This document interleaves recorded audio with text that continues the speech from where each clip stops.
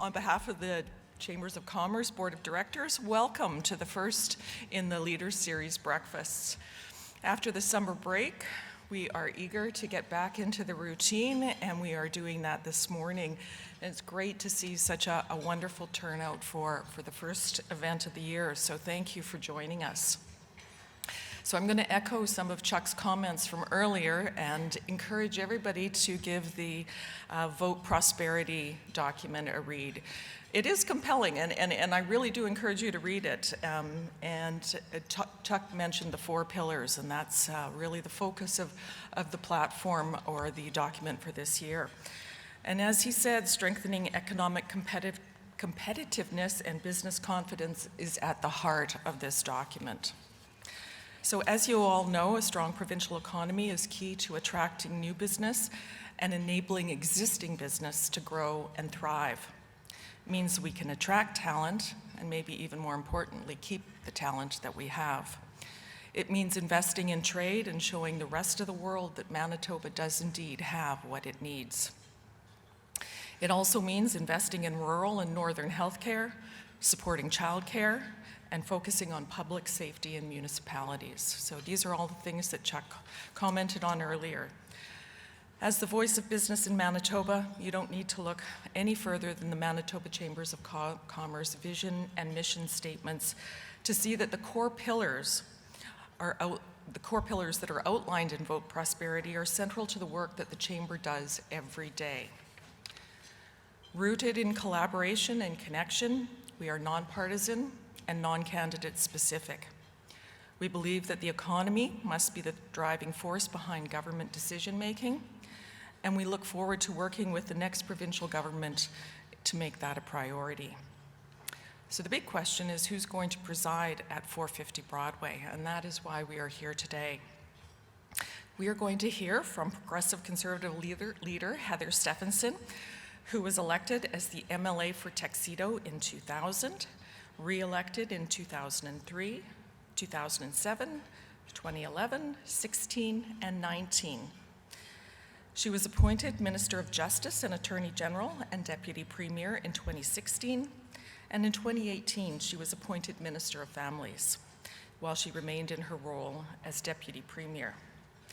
In January 2021, she was appointed Minister of Health and Seniors Care, and in November of that year, as you will all remember, she was elected leader of the PC Party of Manitoba. She was sworn in as Manitoba's 24th Premier and is the first Manitoba woman to hold that position in our history, so that's wonderful.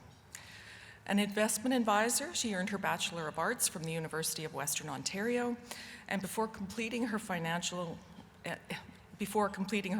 education at the Canadian Securities Institute.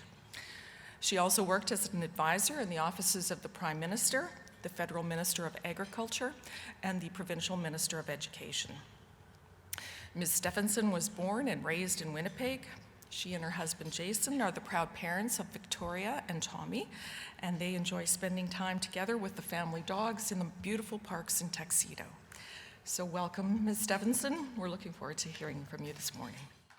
Well, thank you so much, Allison, for that warm introduction, and good morning, everyone. It's great to be here back at the Manitoba Chamber. Chuck, thank you so much for putting this on, and for Vote Prosperity, for putting that together as well. It's very important that we hear from people in the community about what you want to see in this election and what kind of a government that you want. And so thank you very much for putting that together. It certainly helps us as candidates to see what people are talking about out there. So I'm really excited to be here with all of you this morning. I love Manitoba, and I'm so proud to call Manitoba home. Like all of you, I believe that we have the greatest province in the country, and I want our province to be the very best that we all know we can be. We certainly face some challenges, we know that, but I know that those challenges will only be met and overcome if we look at the opportunities that will drive us forward. We have opportunities right in front of us that are building on so much of what we have accomplished in these last 2 years. That's why Progressive Conservatives want to prepare for our province's bright future. Our Vision 2030 is a pathway that will make Manitoba into a have province. It's about preparing for opportunities ahead and creating a pathway to get us there. And it's positioning Manitoba to be 2 million people strong with an economy that is one of the strongest in the country. Our vision is based on opportunity, but equally on Manitoba's potential. Progressive Conservatives have been relentless in our commitment to growing our economy. And key indicators show that our focus on economic growth is starting to get real results, and it's very exciting for the future of this beautiful province of ours. Today, more Manitobans are working than ever before, 690,000 jobs in 2023. Full-time employment is up in the first half of this year, #1 in the country. And Manitoba has among the lowest unemployment rates in the country. Labor income is up over 7%, the third highest in Canada. Exports are up 18%, the second highest in Canada. Manufacturing is up over 10%. We are now #1 in the country. How exciting is that?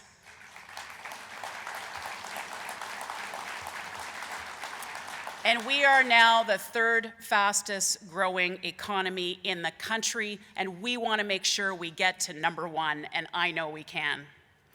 With the right vision, I know that Manitoba can be a top economic powerhouse for years to come.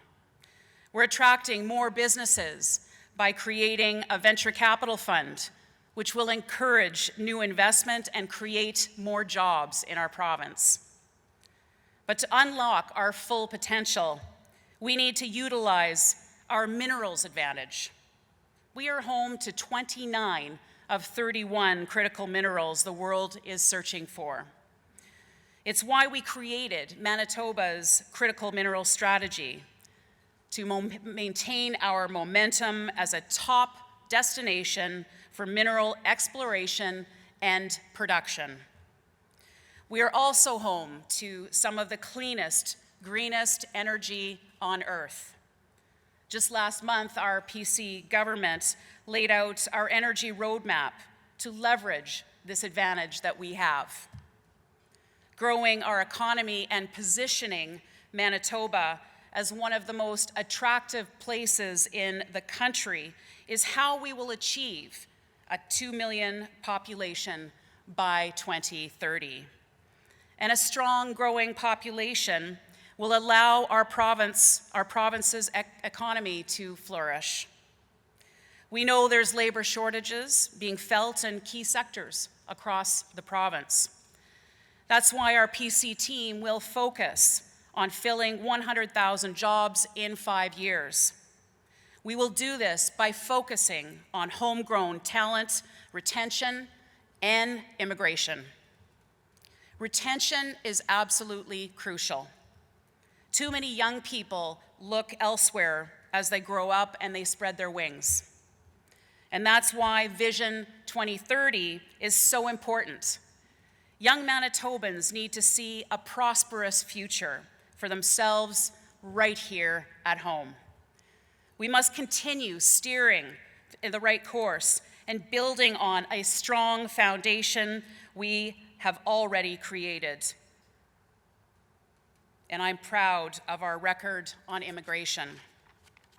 Our PC team is positioning Manitoba as one of the most attractive places to live. Since the provincial nominee program was created by a PC government back in the 1990s, over 185,000 newcomers and their families have settled right here in Manitoba. It's one of the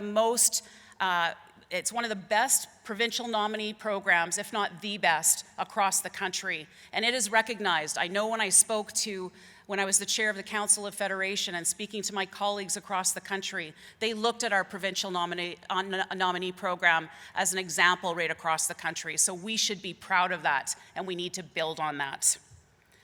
So this has helped us lead the way in immigration.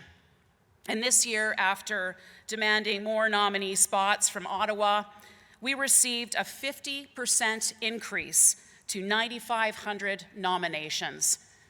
So when I say we want Manitoba to be a hab province, we really mean it, and we need to continue to move in this direction.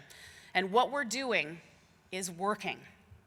Vision 2030 is also about making Manitoba an attractive place to invest and create jobs for our growing population.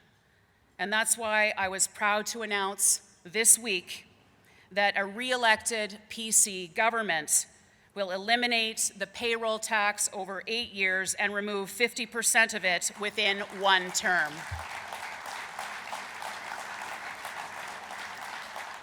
We know, and all of you know, that this tax punishes businesses for expanding and paying their workers more, and it's time to get rid of it. This builds on our previously announced measures to keep us competitive, like lowering income taxes. In Budget 2023, we increased the basic personal amount to $15,000 from just under $11,000, saving Manitobans an average of $75 per month and making us more competitive with other jurisdictions right across the country. Now, we're promising to reduce the first tax bracket by half, giving Manitobans an extra paycheck. These measures will leave more money in Manitobans' pockets each and every year, powering our growing economy and making life more affordable for Manitobans. We will also remove the land transfer tax for first-time homebuyers, making it easier for newcomers and young people to purchase their slice of the Canadian and Manitoban dream and saving them an average of $5,700. That is significant. And we will continue phasing out the school tax over 10 years, and we are already providing 50% rebates. So together, this vision will allow Manitoba to be more competitive, more affordable, and more prosperous. Gone are the days of being a have-not province.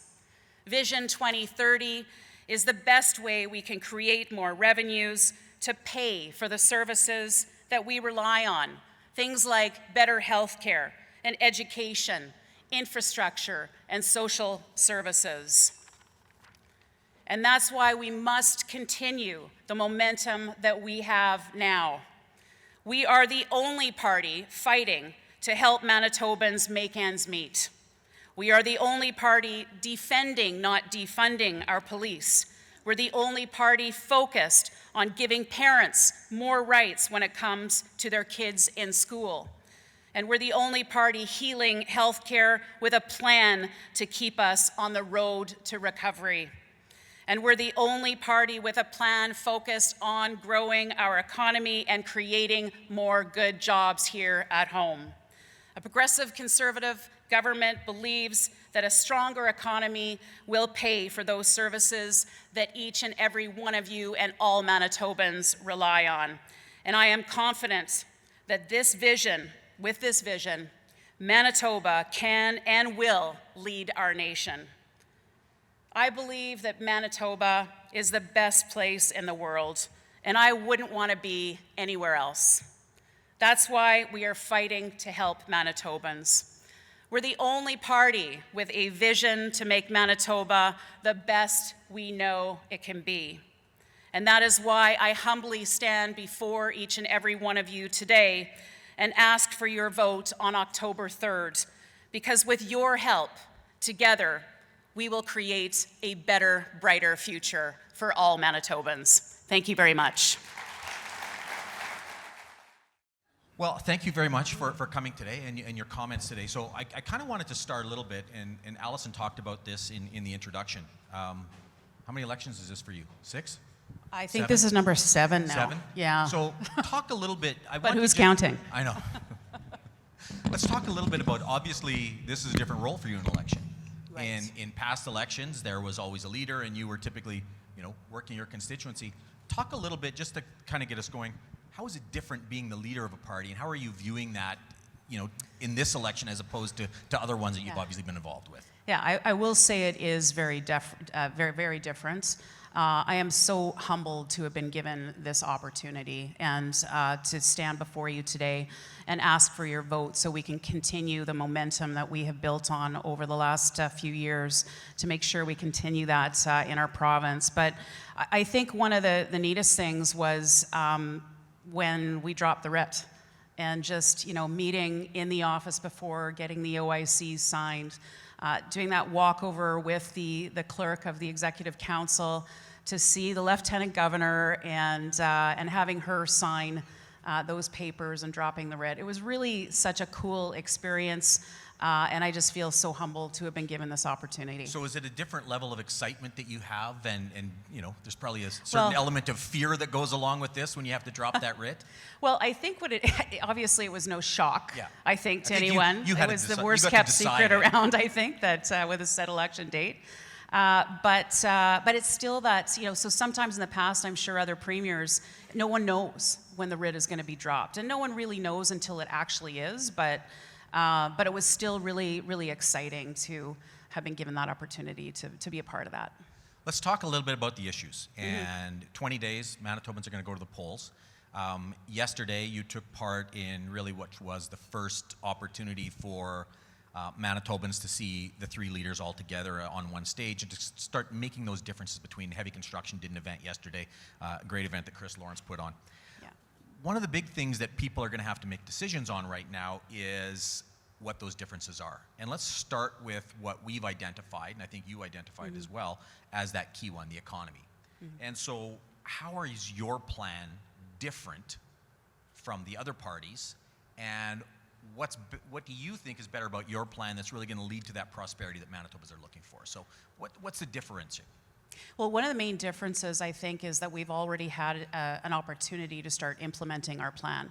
A couple of years ago, when I took over as leader, we started to look at, we knew that we had to grow our economy in order to make sure that we had the money to, to increase, for healthcare and social services, roads and all of those things to make those investments.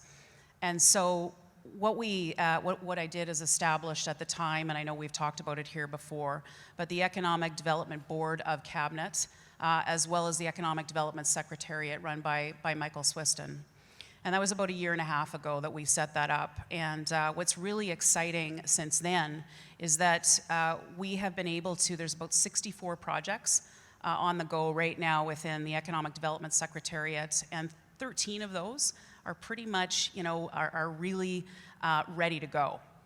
And what's really exciting about that is that over the course of the next number of years, that will be about $24 billion investments in Manitoba, about $8.5 billion annually to our economy here, to our GDP, which represents an 11% increase in our GDP if those go through. That's 13 of 64. To me, that gives me goosebumps, and I think it's so exciting for our future, because what that means to Manitobans is that, it will grow our economy. It means more jobs for young people. It means keeping them here. It means making life more affordable. It means better healthcare, education, social services. And so that really is the key, and the difference, I think, between our party and the other parties is the emphasis, first and foremost, on growing the economy. We already have that momentum now. Imagine if we had 4 more years to keep it going. But that's really the difference, I would say, between us and them, is that we have a plan. We've already started to implement it, and we'll continue to do so if we earn government again. Talk about some of those key elements that you think are critical to growing that economy. And you talked a little bit about it in regards to sort of the tax reduction, putting more money in the pockets of business owners to make those investments. Workforce issues. So how are you different then? I mean, this is something that we heard yesterday from the leader of the NDP and the Liberal leader. Both also talking about we need to grow the economy. We heard about, you know, the economic horse pulls the social cart. I mean, about those kind of things. What's different? Why is yours better? Well, I think we've got to look at the key indicators of you know, what grows an economy, grows our province, and makes us prosper. And really, what that is we got to look at economic growth. We have to look at employment. We have to look at you know, tax competitiveness. And I think in all of those areas, it's been a focus of ours, and will continue to be. In the area of employment, we're already the lowest, you know, among the lowest with unemployment. Employment is increasing. People are making more in their wages. But also when it comes to tax competitiveness has been a big problem, I think, for our province. We fell way behind other provinces across the country, and now we're trying to catch up. We saw that, you know, Saskatchewan was, you know, they used to be behind us at one point, believe it or not, and they increased, you know, they grew their economy, they surpassed us, and now they're a hub province. And I mean, come on, if Saskatchewan can do that, can't we? Of course we can. You know, so let's just make it happen. Let's talk a little bit, we'll move to sort of workforce. And one of Yeah. the things that we've identified, and it's not, I mean, it's sort of common knowledge, we've had an issue of young people leaving this province. And it's been going on for decades. And it's one of the things that we at the Manitoba Chamber of Commerce has been focused on as well, in terms of what are some of those rationales in terms of the reasons that young people decide to leave, whether it's for education, whether it's for, you know, economic opportunity, and a number of other things. So what we're really looking for is, how do we change that trend? And, you know, so what is it that your party is going to be looking to do? Because this is critical from a workforce perspective, and we'll talk about this in a little bit, but so what's the plan for those young people in terms of how do we keep them here in Manitoba?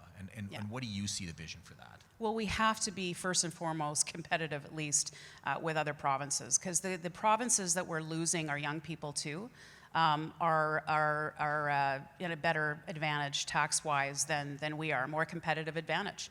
And there's no reason why we can't be. And I think that's why we have taken the steps and the measures to move in that direction. So specifically on the income taxes, you know, and moving that basic personal amount up to $15,000, which takes us up to at least a competitive level right now. I mean, Saskatchewan is still higher than that. Alberta is still higher than that. We still have some work to do, but at least we're in the game now.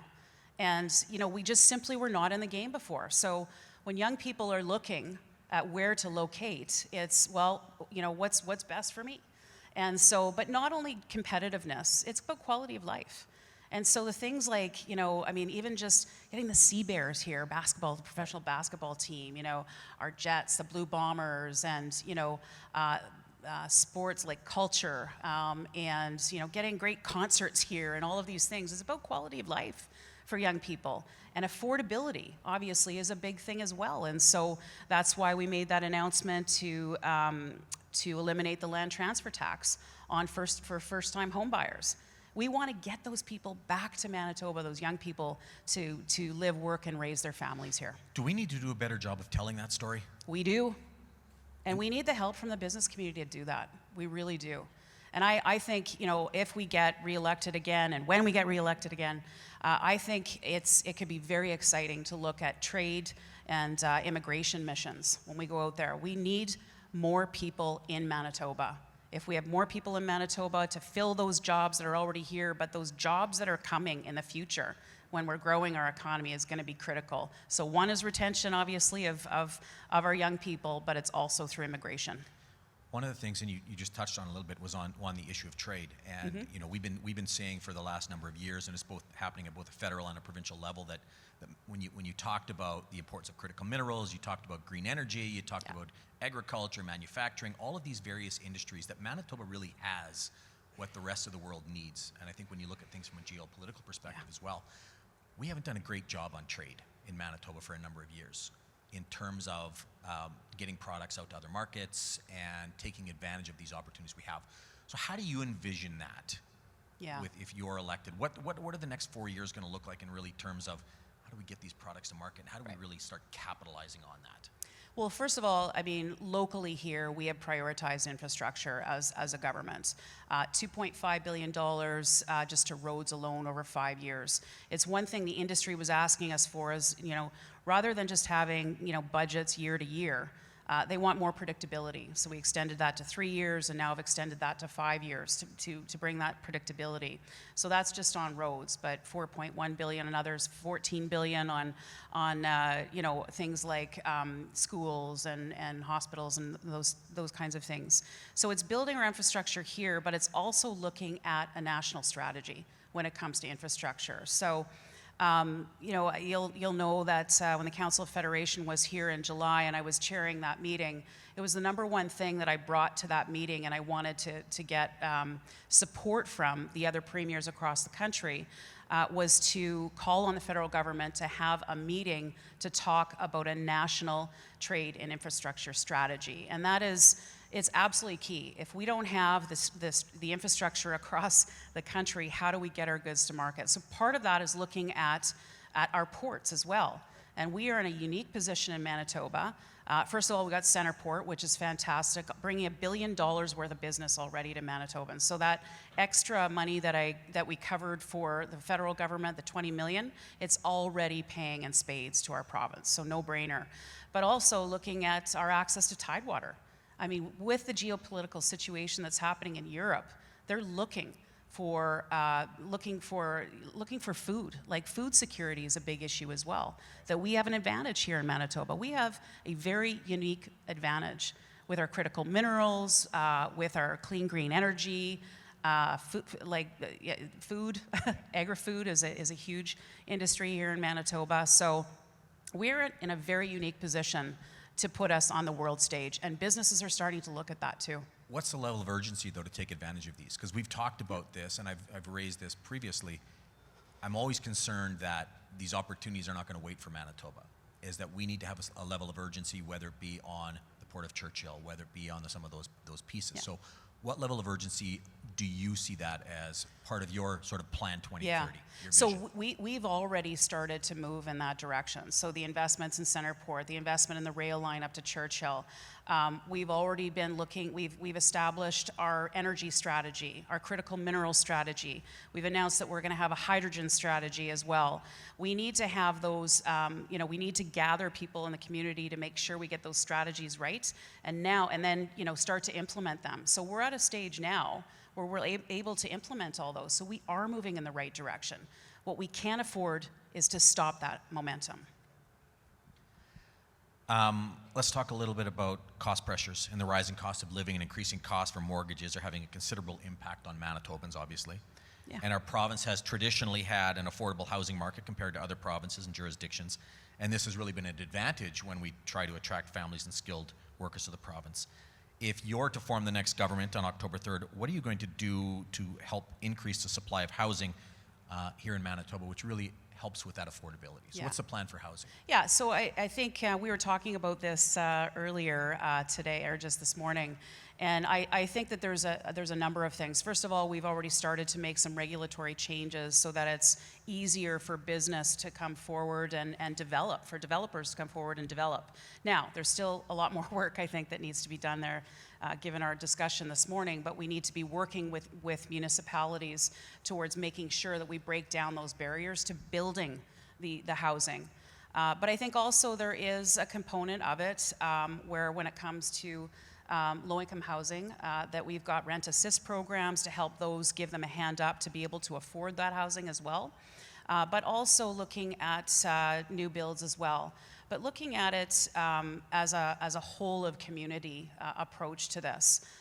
So, federal governments, provincial government, municipal governments, but also looking at partnering with the private sector in this area. And I think that that's where it's really exciting, and that might differentiate myself or our party from some of the other parties out there. I've also had discussions in the past with the Manitoba Métis Federation as well. How do we leverage these dollars all together? Develop that strategy. Let's all be on the same page and leverage the dollars to get more housing in place. We know that, look, if we want to build and attract, or have a population of 2 million people, we're going to have to be building housing. There's no question. So that would be our plan and our strategy. Talk a little bit about on the workforce situation, because as I mentioned before, whenever we do any surveys of businesses, and I go out and talk to business owners, workforce is the number one challenge in terms of being able to find people, and that's not going away. And there's ways that we can deal with it, and immigration is part of it, and keeping young people and engagement with Indigenous. But you've also identified in your plan as well to increase 100,000 jobs in the next 5 years. Talk a little bit about how you see how that's going to be achieved and what that kind of looks like. Well, recruitment, retention, training, attracting people to Manitoba, being competitive across the country, making sure that Manitoba is a destination where people want to live, work, and raise their families. So getting out there and really showcasing Manitoba for who we are. I mean, everyone in this room has chosen to live in Manitoba. Why? There's a great story to be told out there. And so I think we've got a lot of opportunity for the future. But let's get a little bit more specific. Like, what does that relationship look like with the post-secondaries and the business community? Because this is something we've kind of talked about before. It's never government that creates jobs, right? It's going to be the private sector that creates jobs. So what does that look like, and how do you encourage the private sector to create those 100,000 jobs? Yeah, no, I mean, it's very, very important. And I mean, first of all, we encourage businesses to grow here by things like the Venture Capital Fund, which provides access to capital that was really missing over decades in Manitoba that Saskatchewan and others had. And now we've got that. So growing businesses here in Manitoba, but it's also working very, very closely, as you mentioned, with our post-secondary institutions. We need to be working very closely with businesses to see what is the kind of training that they need in people. And so working with them to develop those programs. We're already doing that. The synergies are much better than they used to be, but we recognize there's more work to be done, and we'll continue to move in that direction. I know you've got a busy schedule, and I really appreciate you spending some time with us. There's nothing going on, is there, Jeff? I don't No. know. Probably not. Nothing for me. I've got to clean up this place afterwards, but that's about it. 20 days, October 3rd, Manitobans go to the polls if they elect you. And what I want you to do is I want you to look forward. And in 4 years' time, when you're back at this table, I want you to tell me, what have you accomplished? What will the next 4 years for yourself, when you're visioning in terms of where Manitoba is, what does it look like in 4 years if you're elected Premier of the province? I've got this in front of me here because Okay. there's so many exciting things. My brain starts to go in all these different directions. But what's so exciting is, first of all, I think the Port of Churchill is going to be super exciting. We're going to have a booming economy here in Manitoba. Things like mineral development, you'll see further development in active mines in places that we haven't seen for a long time. Places like Flin Flon, Snow Lake, Donner Lake, Thompson, Norway House, many other areas as well. Canada's first solar glass manufacturing facility in Selkirk, using zero-emission renewable hydroelectric power, by the way, which has really put us on the map around the world. I think one of the other exciting things is, and you may have been there, Chuck, out in Portage la Prairie for the announcement of Azure, which is a producer of sustainable aviation fuel. That's going to be huge. You know, hundreds and hundreds of jobs in the Portage la Prairie area, but in Manitoba. And so I think for the future of Manitoba, we're going to see that we're just going to be booming. I talked about those 64 projects earlier. Imagine if we can pull off those 13 alone, which I think is doable. And I just want to give you some of the industries where those come from, because some of them are not necessarily industries that you would think of for Manitoba. But advanced manufacturing, obviously e-fuels, hydrogen fuels, EV battery ecosystem, critical minerals, agriculture processing. I mean, this is a very diverse economy that we have in Manitoba, but it's going to become that much more diverse. So I think 4 years from now, what you're gonna see is a Manitoba with lower taxes. Your bank account will have more money in it. Your kids won't be wanting to move away, I hope. And I think that Manitoba will be halfway towards being a have province, which I think will be very exciting. Ladies and gentlemen, big thank you to Heather Stefanson for spending the morning with us and talking a little bit about her vision for Manitoba.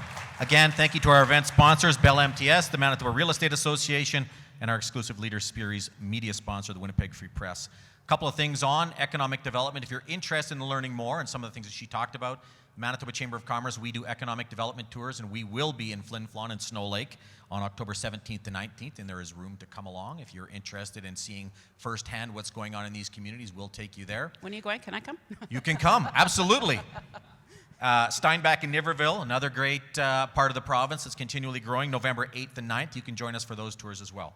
This concludes our time together. We will join you again next Tuesday.